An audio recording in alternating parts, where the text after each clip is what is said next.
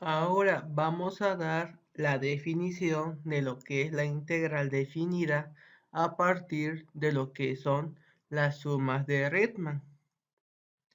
Y así tenemos la siguiente definición. Sea f una función que va a estar definida en un intervalo de a hasta b. Entonces la integral definida va a estar denotado por este símbolo, que es una s de sumatoria, de a hasta b, de la función f de x diferencial de x. Y esto es igual al límite cuando la norma de la partición, es decir, el intervalo más grande, tiende a 0, de lo que es la suma de f de x cada asterisco por delta x asterisco, siempre y cuando este límite exista. De aquí vamos a encontrar que si este límite existe, se va a decir que la función es integrable en este intervalo de a hasta b. A y b son los límites de integración, también se le llama extremo, extremo inferior y extremo superior. Entonces, como vemos, la integral definida se trata de lo que es una suma de Riemann, solamente que la norma de la partición tienda a 0, para así no dejar huecos en la integral. Ejemplo, utilice la definición anterior, la de la integral definida, para expresar el límite como una integral sobre el intervalo de a hasta b.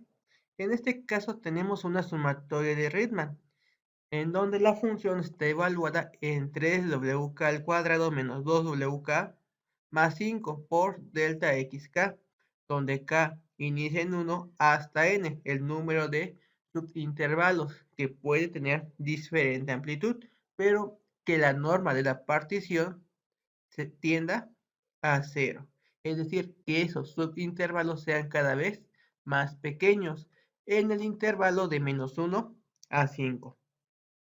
Entonces, vamos a utilizar la definición de la integral definida. De aquí, vemos que el límite de la suma indica lo que es la integral. Lo colocamos. A y B son los extremos de lo que es el intervalo, en este caso de menos 1 hasta 5. Lo que es WK corresponde al valor de X. Antes, WK lo expresábamos como un máximo o como un mínimo. En sumatoria de Riemann puede ser cualquier punto. Entonces, en este caso es 3x menos 3x cuadrada menos 2x más 5. Y delta x lo vamos a representar como la diferencial de x. Y así es como nosotros podemos expresar un límite de una sumatoria de Riemann en una integral definida. Y tenemos algunas propiedades.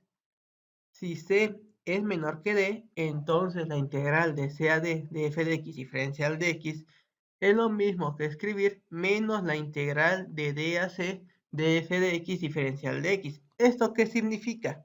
Significa que si yo cambio los límites de integración, equivale a cambiar el signo de la integral. Y esto lo podemos comprobar mediante el teorema fundamental del cálculo que vamos a ver más adelante. Y aquí tenemos un ejemplo.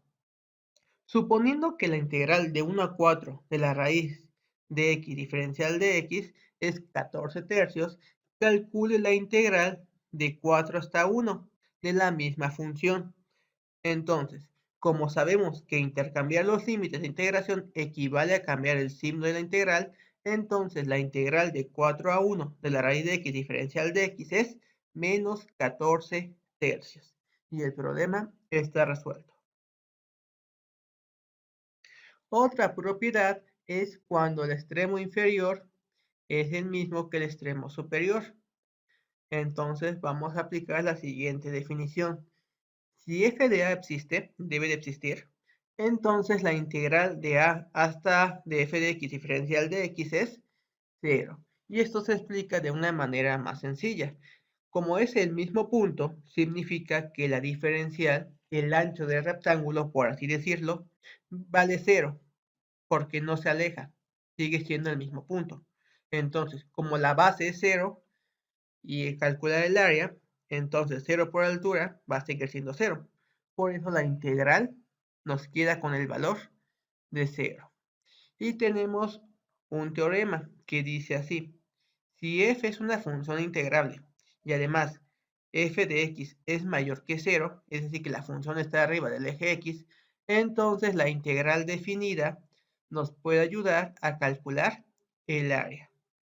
Es decir, el área es igual a la integral de a hasta b de f de x diferencial de x, siempre y cuando la función se pueda integrar y la función sea no negativa en un intervalo que va de a hasta b. Y además, si f es una función continua, entonces la función es integrable en dicho intervalo. Y aquí tenemos unos ejercicios para que puedan practicar. En el primer caso van a encontrar lo que son los números deltas, los pequeños incrementos, la amplitud, ya que tienen lo que son las particiones x0, x1 hasta xn. Por ejemplo, de 0 a 1.1 van a encontrar que delta x1 es 1.1, se calcula con una resta.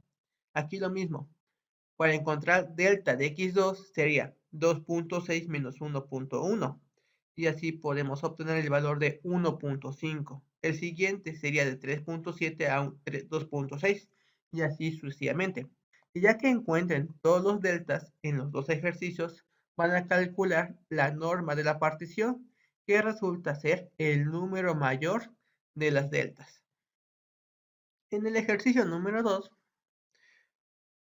van a tener una función que es 2x más 3 y van a calcular lo que es la suma de Riemann de una partición que es de 1 a 5. Es decir, los subintervalos es de 1, 2, 3, 4, 5. Tienen esos intervalos. 1 a 2, de 2 a 3, de 3 a 4 y de 4 a 5. Para calcular lo que es la sumatoria de Riemann, van a tener que calcular las delta x en estos ejercicios. Y además van a necesitar lo que es x asterisco. En este caso les dice que, que va a ser el extremo derecho.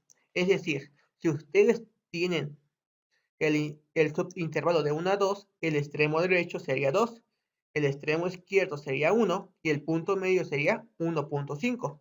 O por ejemplo, si ustedes tienen el subintervalo 3 a 4, el extremo derecho es 4, el extremo izquierdo es 3 y el punto medio entre 3 y 4 es 3.5 y así sucesivamente. Y aquí tenemos un ejercicio de teoría.